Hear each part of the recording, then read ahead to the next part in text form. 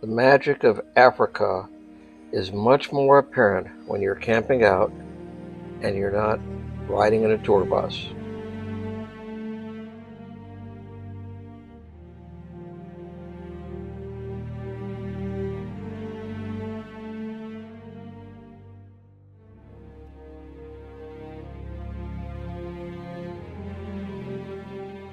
Sunrise and sunset 3 degrees below the equator is always magical.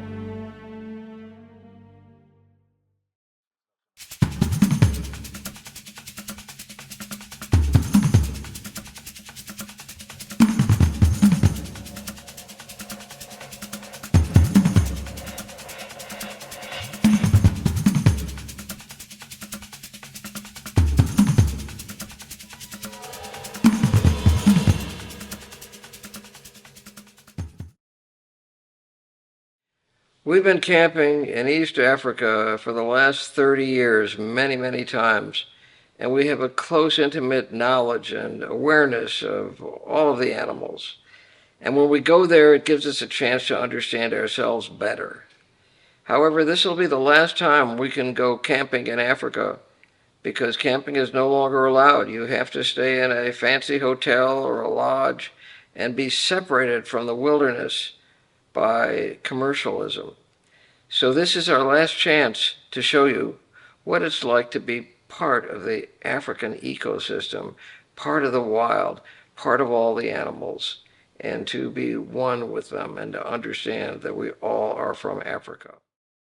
We love to observe the lions who seem so lazy during the day, but actually they're just resting up and hiding because the nighttime is when they have to hunt, provide food for their pride and for their cubs.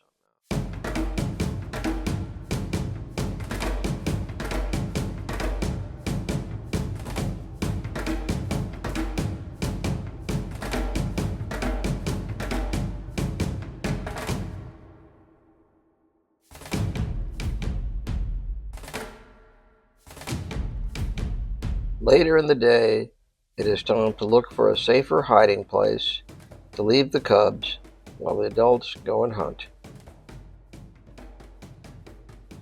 These cute little cubs will eventually grow up and learn how to be great hunters.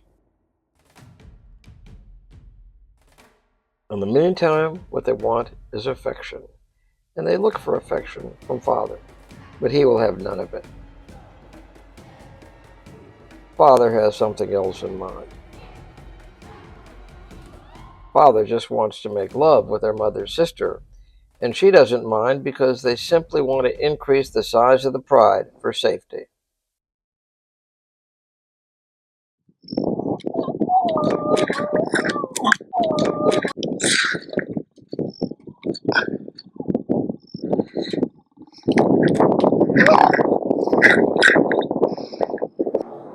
A lion orgasm is thunderous.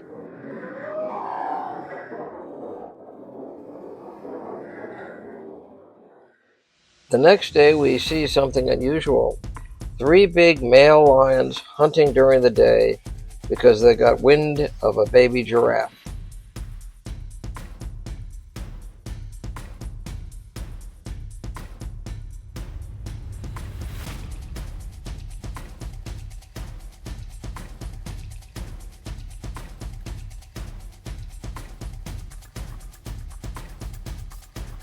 It seemed impossibly far off, but they knew what they were going for, and they didn't care about the mother.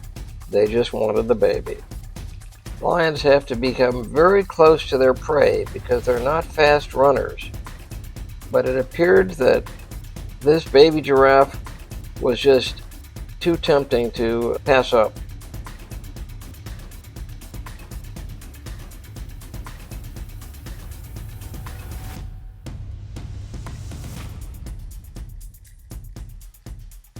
The next day, there is nothing to indicate she ever existed.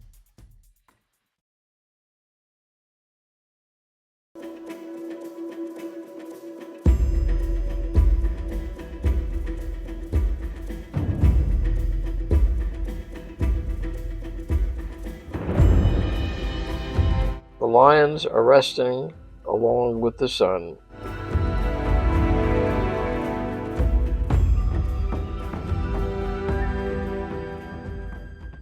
Because we were camping in the wilderness, we had the opportunity to see every species in the Serengeti.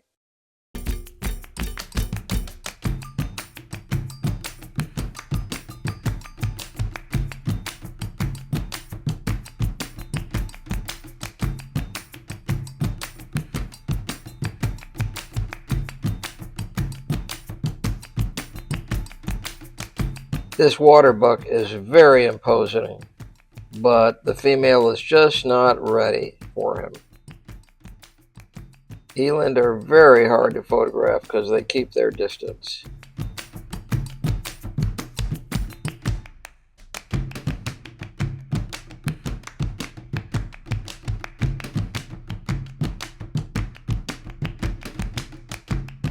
This big gant gazelle thinks it's time to have sex, but it doesn't look like the female he's choosing agrees with him.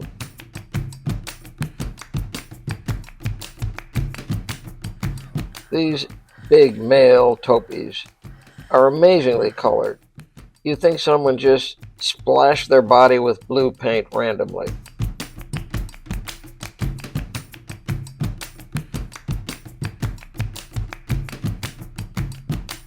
Cape buffalo are ominous looking, but they allow that oxpecker bird to pick up all the insects on them, and it's a beautiful relationship between the bird and this massive, gigantic, fearsome animal.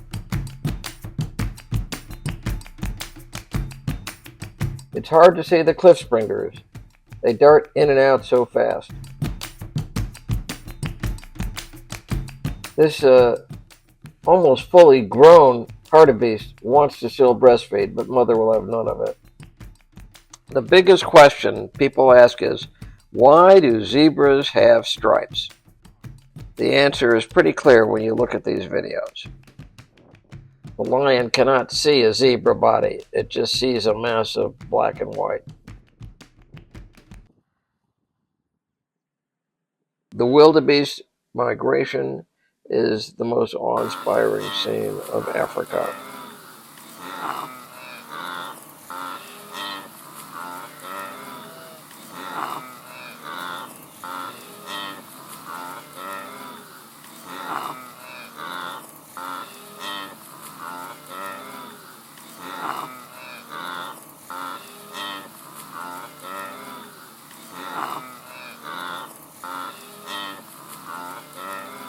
It's important to be in the midst of the herd for protection from lions and hyenas. The wildebeest that strays or is away from the herd, that's the wildebeest that will be picked off and killed.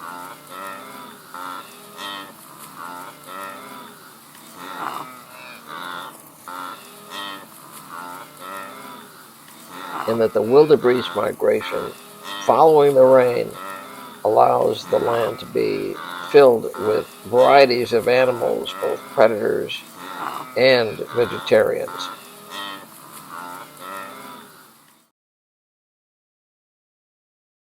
From the thunderous sound of the migrating wildebeest, we come across in a quiet little area a beautiful idyllic scene of a giraffe family.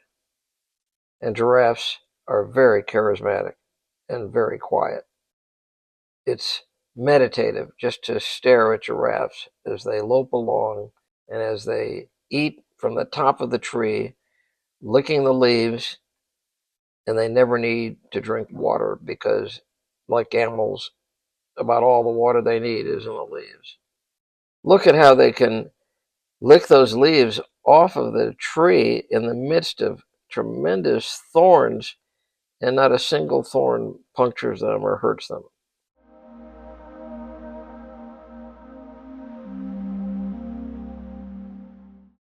Vultures are actually amazing animals. They are birds and they're ugly, but they are incredible.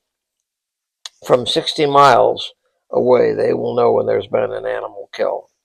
After a kill from a lion or a cheetah or a leopard, there is eventually nothing left to indicate that animal ever existed, because nature has its cleanup crew.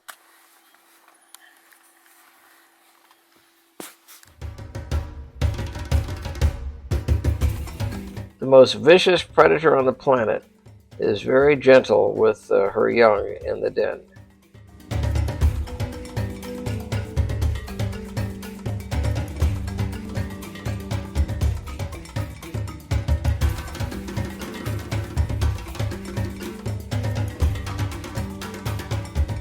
But the most important animal in the whole Serengeti is the dung beetle that fertilizes all of the plains.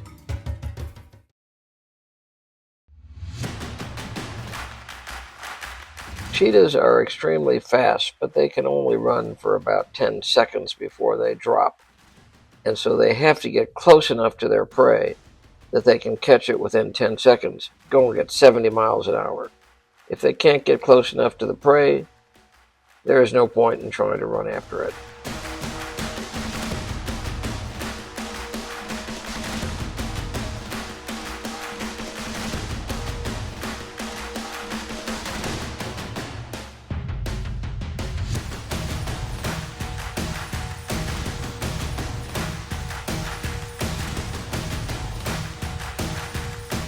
They are very persistent, even on a tough lay like this, because they have to have a kill at least once every 3 or 4 days in order to survive.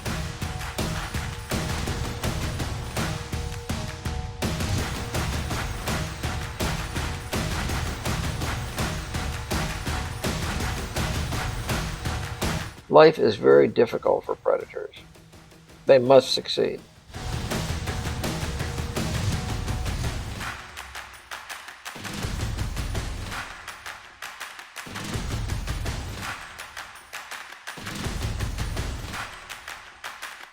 The next day for these hapless cheetahs turns out to be much better.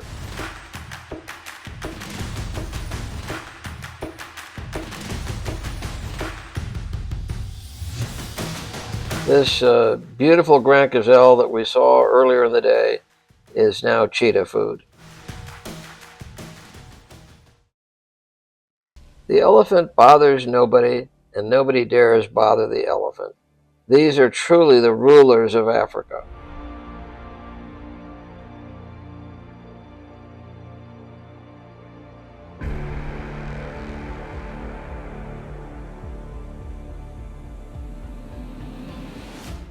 This is not a fifth leg, believe it or not. This elephant has a terrifying looking penis. How can a 12,000-pound creature live on just eating leaves and thorns and twigs and wood all day long?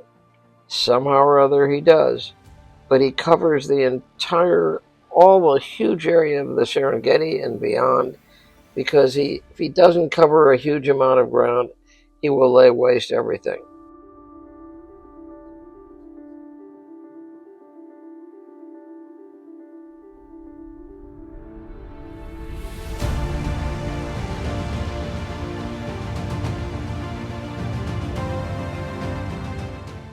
The trunk is the most amazing organ of any animal. They use it to basically see the world as they smell it, as well as to grasp anything as though they really had an arm with powerful fingers. We learned from a zookeeper that elephants do not live very long in zoos, only because elephants were designed to walk and walk and walk all day long as part of their eating pattern.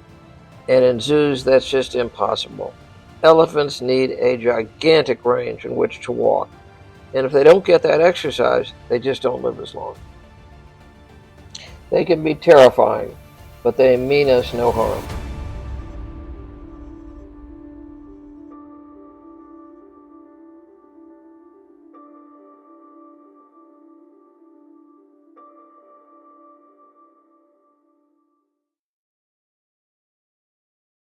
The spectacular bird life in Africa should not be underestimated.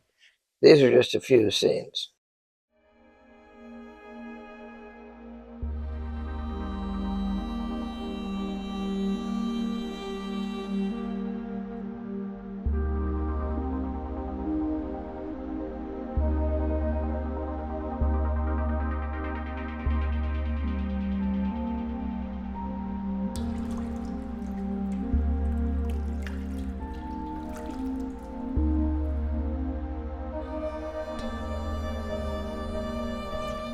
Flamingos aren't normally pink.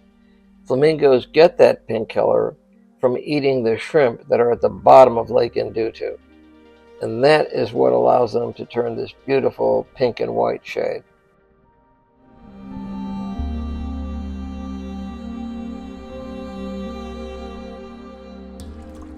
You don't want to mess with an ostrich. They are fast and they are strong and they can be really mean.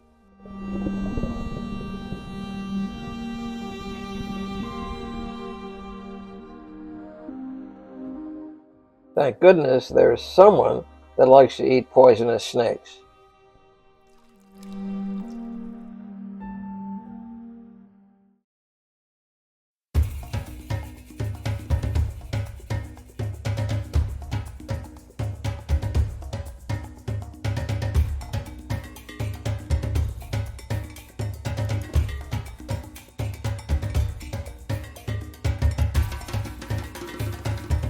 When you are watching a family of baboons from close, you realize how similar the apes and the monkeys are to us. It seems like we're just looking at close relatives. If the hippopotamus is not submerged in water during the day, his skin will be rapidly burned by the sun. This leopard really had a big wildebeest meal and is resting in a tree.